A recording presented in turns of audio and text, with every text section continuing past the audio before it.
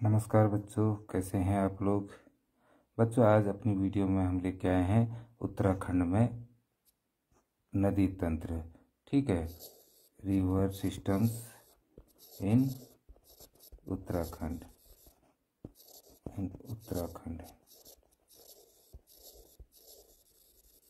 ठीक है बच्चों, तो यहाँ पर हम पहले बात करते हैं बच्चों आपके यमुना नदी तंत्र की।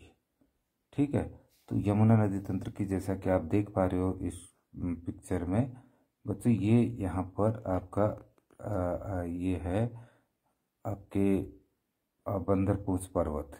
इसे आप बंदरपूछ ग्लेशियर भी कह सकते हैं, जो कि उत्तरकाशी में है।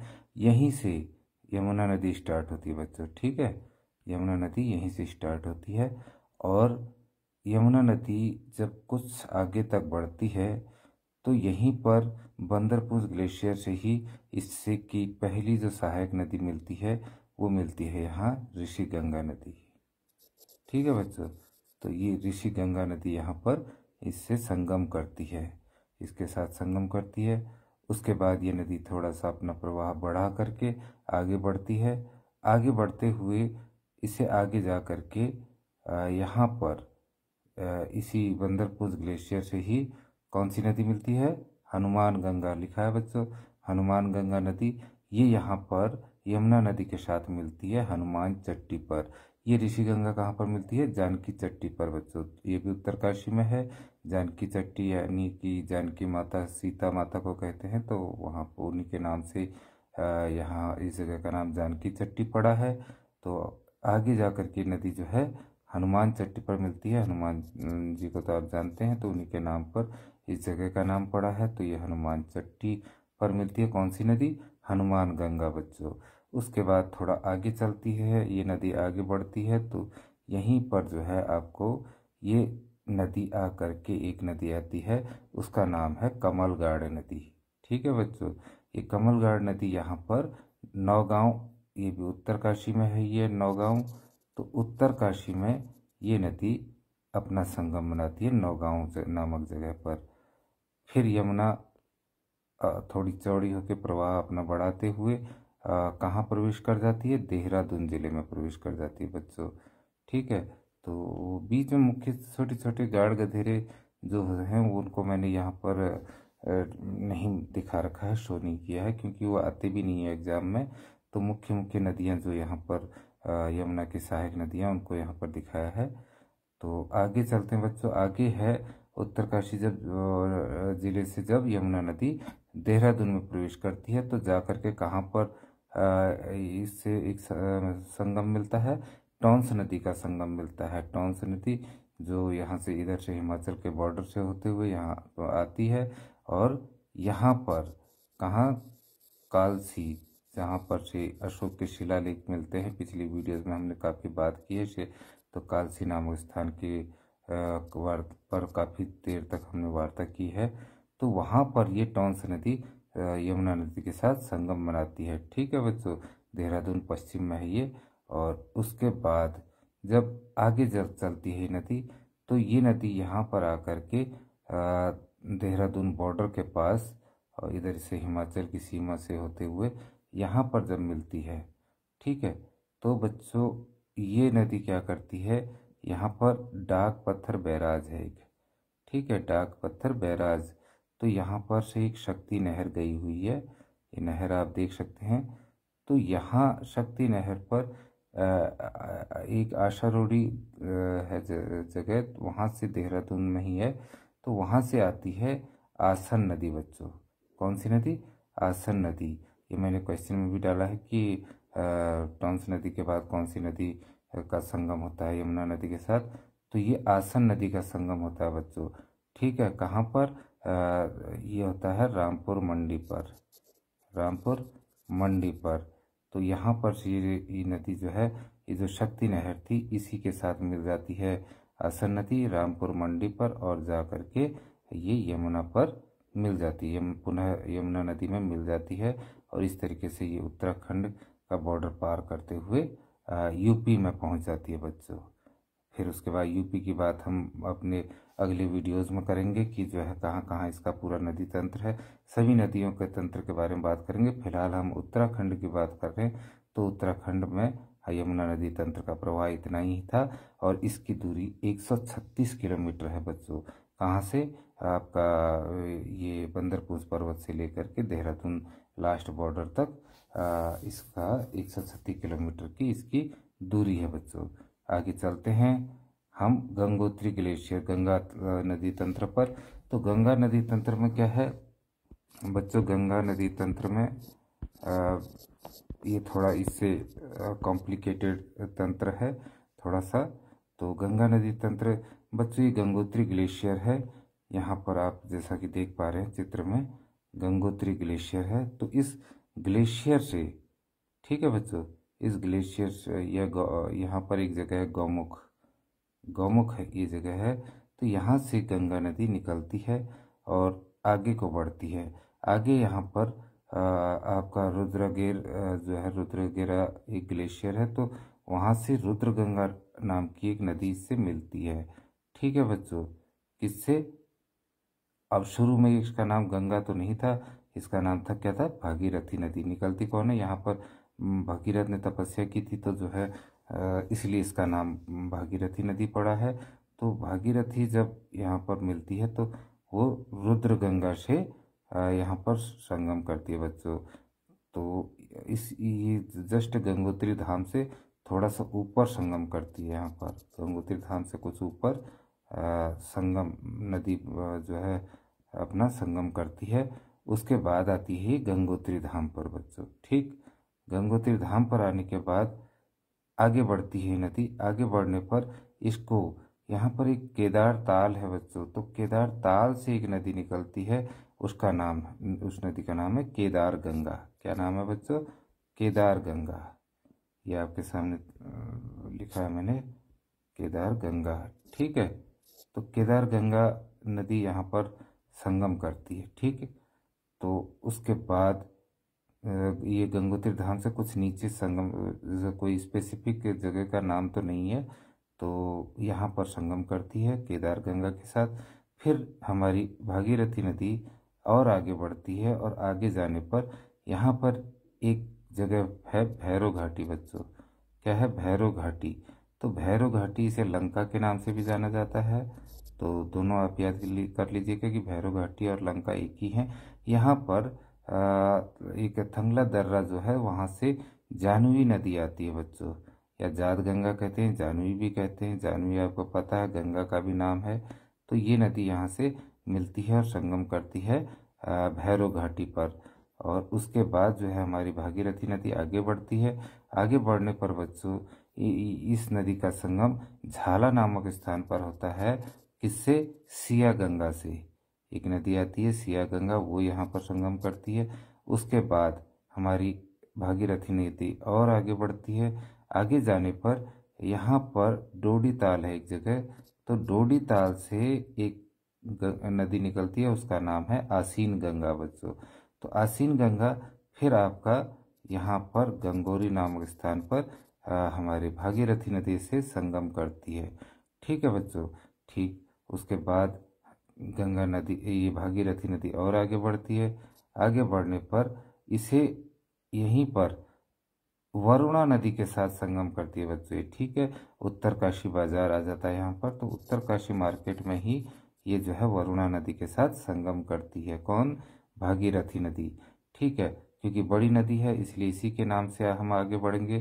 तो भागीरथी नदी जो है और आगे जाती है, और आगे जाने पर बच्चों ये यहाँ पर आती है, टिहरी पहुँच जाती है। टिहरी जिले में पहुँचने पर एक जगह है गणेश प्रयाग। प्रयाग किस जगह को कहते हैं? जहाँ पर दो नदियों का संगम होता है, इसीलिए इस जगह का नाम गणेश प्रयाग पड़ा है। और यहीं पर बच्चों क्या है कि आपका टिहरी डैम, जो टिहरी डैम है वो यहीं पर बना हुआ है। ठीक है, यहाँ पर एक नदी आती है बच्चों। ठीक, कौन सी? खतलिंग ग्लेशियर से आती है भीलंगना नदी। तो भीलंगना नदी जो है ये ग्लेशियर से आती है और जाकर के किससे मिलती है? भागीरथी नदी से। और भागीरथी नदी से मिलने से पहले इसकी सहायक नदियां हैं, जो कि एक है बाल गंगा ठीक है, ये नदी आ रही है बाल गंगा। और दूसरी नदी है आपकी धर्म गंगा, और धर्म गंगा के साथ ही मिल जाती है दुग्ध गंगा। तो ये 3 नदियां इसकी भिलंगना नदी की मुख्य सहायक नदियां हैं। तो ये आकर के यहाँ पर मिलती हैं, कहाँ पर, इस जगह पर। ठीक है बच्चों, इस जगह को कहते हैं घनशाली। ठीक है, और ये जो आपकी बाल गंगा और धर्म गंगा थी, ये बूढ़ा केदार पर मिलती हैं। तो बूढ़ा केदार से मिलकर के आकर के भीलंगना पर मिलती है, और भीलंगना है घनशाली जहाँ पर है, वहाँ पर भीलंगना नदी के साथ संगम बनाती है। और फिर तीनों नदियाँ एक होकर के जो है आकर के मिल जाती हैं भागीरथी नदी पर। कहाँ पर, इस स्थान पर, गणेश प्रयाग पर। यहीं पर टिहरी डैम बना हुआ है, ये टिहरी डैम, ये मैंने लिखा भी है टिहरी डैम। और यहाँ से गंगा, ये भागीरथी नदी हमारी आगे चली जाती है। तो टिहरी डैम गणेश प्रयाग पर बना है, और किन नदियों पर बना है, भीलंगना और भागीरथी पर बच्चों। ठीक है, तो यहाँ से आगे जाती है ये नदी हमारी, आगे आकर के मिलती है देवप्रयाग पर। कहाँ पर, देवप्रयाग पर बच्चों। तो देवप्रयाग पर आकर के ये नदी मिलती है। यहीं पर आपकी अलकनंदा नदी के साथ इसका संगम होता है, जो कि सतोपंथ ग्लेशियर से निकली हुई है अलकनंदा। इसके अलकनंदा के भी नदी तंत्र पर हम बात करेंगे। फिलहाल इतना जान लीजिए कि ये सतोपंथ से निकली हुई नदी है। अलकनंदा एक बड़ी और मुख्य नदी है, और विष्णु गंगा के नाम से भी इसे जाना जाता है। ठीक है, तो ये यहाँ पर देवप्रयाग नाम स्थान पे मिलती हैं। क्योंकि जो है इसका प्रवाह क्षेत्र छोटा है, इसलिए जो है ये नदी जो है बहुत तेजी के साथ आवाज़ करते हुए आती है और टकरा करके, इसलिए जैसे सास आवाज़ करती है अपनी बहू के सामने, शोर मचाती है, उसी तरीके से ये भी शोर कर मचती है, इसलिए इसे सास के नाम की भी उपमा दी गई है। और ये इसका प्रवाह क्षेत्र चौड़ा है, तो जो है ये शांत जाती है, तो इसलिए इसको बहू की संज्ञा दी गई है, या बहू की उपमा दी गई है। और यहीं पर से भागीरथी और अलकनंदा के मिलन के बाद इन दोनों नदियों का नाम बदल करके बन जाता है बच्चों गंगा। ठीक है, गंगा नदी बन जाती है यहाँ पर से। और गंगा नदी जब आगे बढ़ती है, तो ये यहाँ पर ब्यास घाटी में, पौड़ी में ब्यास घाटी है बच्चों। तो पौड़ी में ब्यास घाटी पर ये मिलती है, यहाँ पर संगम करती है किससे, नयार नदी से। किससे करती है, ये नयार नदी से संगम करती है। ठीक है, और आगे चल करके बच्चों फिर ये आगे बढ़ने लगती है। आगे बढ़ करके ये जो है रायवाला देहरादून पहुंचती है। वहाँ पर सोम नदी के साथ फिर इसका संगम होता है, और उसके बाद ये हरिद्वार में प्रवेश करती है। हरिद्वार में प्रवेश करने के बाद हर की पौड़ी के पास ये फिर एक नहर के रूप में और एक नदी के रूप में 2 भागों में विभक्त हो जाती है, और उत्तराखंड को की सीमा को क्रॉस कर देती है। ठीक है, तो इसका जो है दूरी जो है 201 किलोमीटर है बच्चों। ठीक है, टोटल डिस्टेंस 201 किलोमीटर है, मे बी का संभव है 201 ही है मेरे ख्याल से। तो ये हमारे गंगा नदी तंत्र था। ठीक, अब चलते हैं, हमने अलकनंदा की बात की थी बच्चों यहाँ पर से, कि अलकनंदा क्योंकि यहाँ पर जगह का अभाव था, इसलिए मैंने इसे यहाँ दिखाया है। ठीक है, तो ये सतोपंथ ग्लेशियर है बच्चों हमारा। क्या है, सतोपंथ ग्लेशियर। अब इस सतोपंथ ग्लेशियर में यहाँ पर से आपकी अलकनंदा नदी निकल रही है बच्चों। अलकनंदा नदी निकल रही है, तो सबसे पहले जो है ये अलकनंदा नदी की सहायक नदी मिलती है यहाँ पर देवताल से मिलती है इसे सरस्वती नदी। आपने सुना होगा नाम, गंगा यमुना सरस्वती। तो ये वही सरस्वती नदी है बच्चों, जो कि इलाहाबाद में गंगा यमुना और सरस्वती एक साथ मिलती हैं, तो वो सरस्वती नदी यही है। ठीक, ये यहाँ पर केशव प्रयाग में मिलती है बच्चों। कहाँ, केशव प्रयाग, माणा गांव के पास ही एक जगह है केशव प्रयाग। यहीं इसी के कुछ आसपास जो है एक बड़ा सा जलप्रपात भी है, झरना जिसे कहते हैं, तो वो यहाँ पर मिलती है। और यहाँ से हमारी अलकनंदा आगे बढ़ जाती है। आगे बढ़ने पर बच्चों ये जो है कहाँ पहुँचती है, बद्री धाम, जहाँ पर हमारा बद्रीनाथ धाम है वहाँ पर पहुँचती है बच्चों। वहाँ पर इसका मिलन होता है एक नदी से जिसका नाम है ऋषि गंगा। ये ऋषि गंगा नदी कहाँ से आती है? नीलकंठ पर्वत से आती है बच्चों। ठीक है, ऋषि गंगा नदी नीलकंठ पर्वत से आती है, दिख रहा होगा आप लोगों को में भी। और जो है फिर उसके बाद हमारी ये अलकनंदा नदी चलती आगे बच्चों। ठीक, यहाँ पर ये नदी मिलती है लक्ष्मण गंगा नदी से। किस नदी से? लक्ष्मण गंगा बच्चों। अब लक्ष्मण गंगा नदी कहाँ से बनती है? लक्ष्मण गंगा नदी जब हम बद्रीनाथ धाम से नीचे को हमारी नदी आती है तो उसी के कुछ नीचे हेमकुंड साहिब सिखों का वो है। तो हेमकुंड साहिब यहाँ से एक नदी निकली है बच्चों। ठीक है, इसको भिंडार गाड़ कहते हैं। तो भिंडार गाड़ ये आ रही होती है और यहीं पर से एक नदी आती है पुष्पावटी। पुष्पावटी जो कि फूलों की घाटी से होते हुए जाती है बच्चों। ठीक है, ध्यान रखिएगा, फूलों की घाटी से कौन सी नदी जाती है?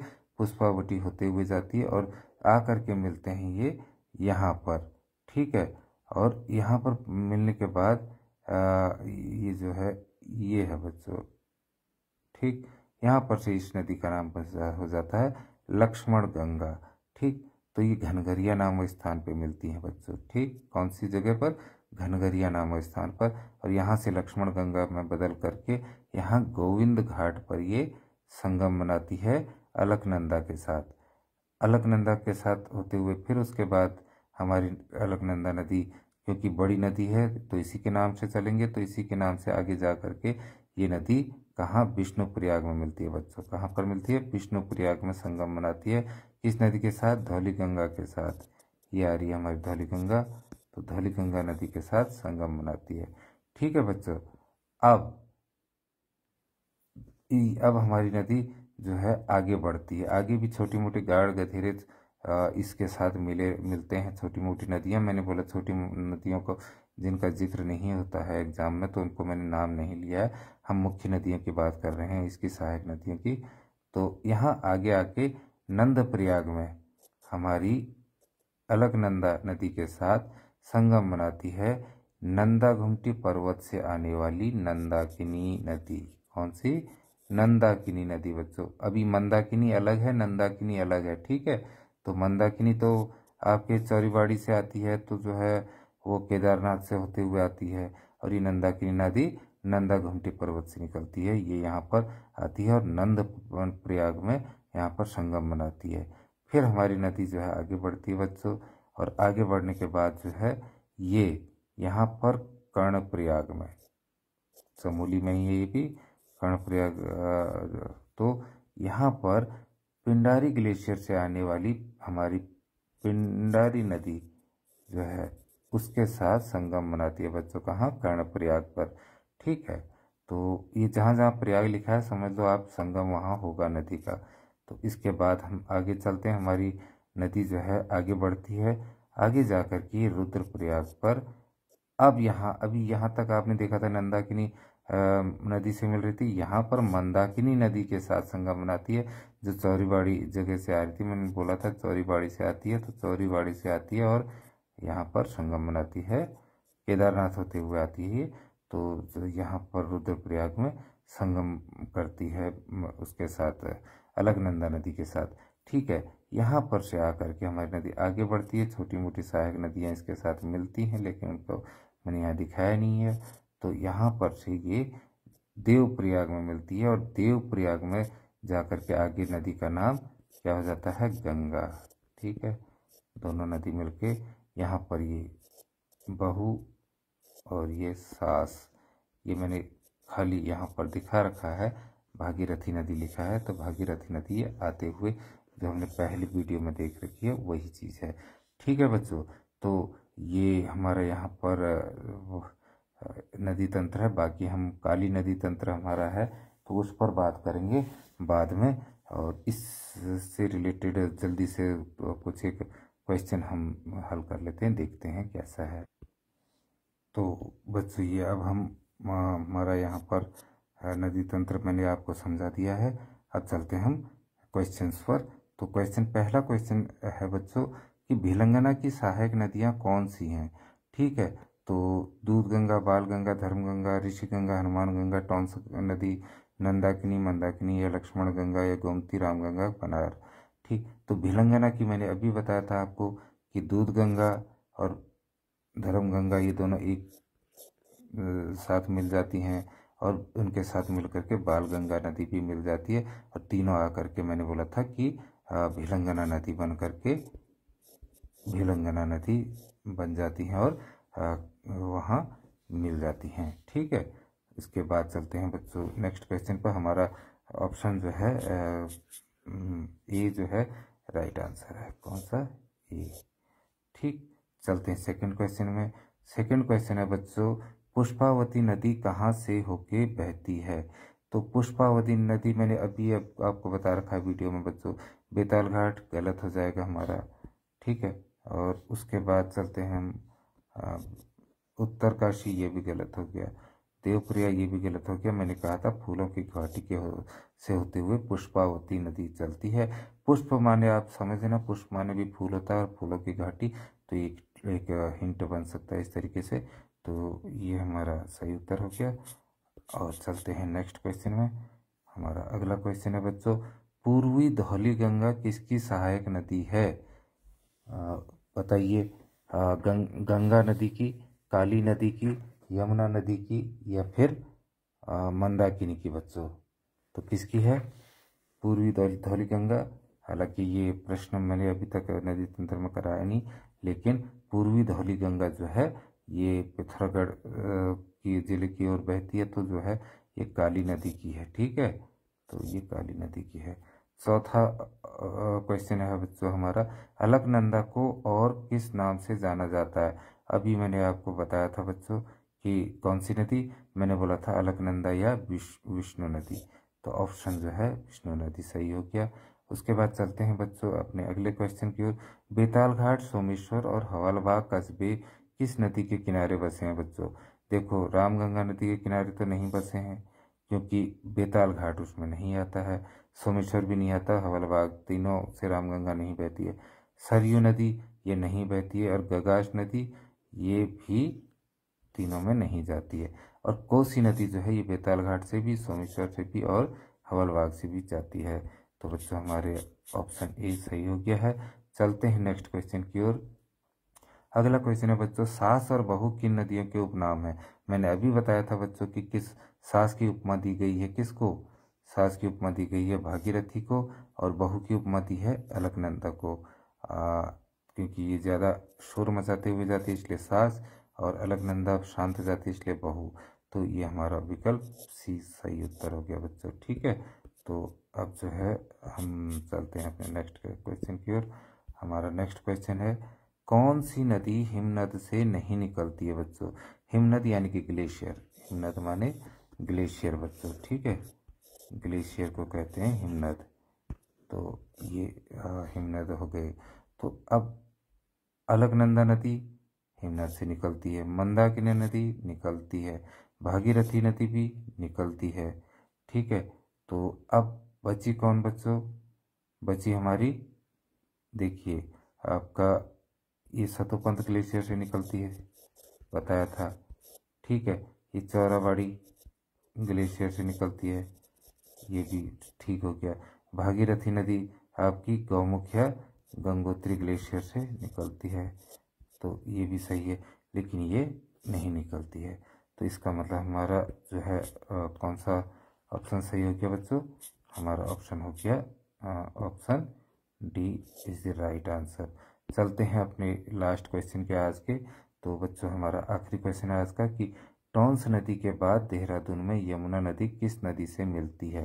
देखो बच्चों, अभी बताया था मैंने आपको पूरा का पूरा नदी तंत्र में कि टॉन्स नदी जब वहाँ पर आपके कालसी पर मिलती है, उसके बाद जो है किस नदी से मिलती है? ये आसन नदी से मिलती है। बाकी ये सब गलत हैं। तो बच्चों वीडियो जैसा कैसा लगा आपको? अगर अच्छा लगा हो तो प्लीज़ लाइक करें, और उसके बाद इसे सब्सक्राइब आपने नहीं किया है अभी तक तो प्लीज़ सब्सक्राइब करें इसे बच्चों। और इसे वीडियो कैसी लगती है इस पर भी मुझे बताएं बच्चों, कमेंट कीजिए, और जितना हो सके इसे शेयर करने का कष्ट करें। और इसी के साथ जो है आपका दिन शुभ हो, और बाय बाय बच्चों।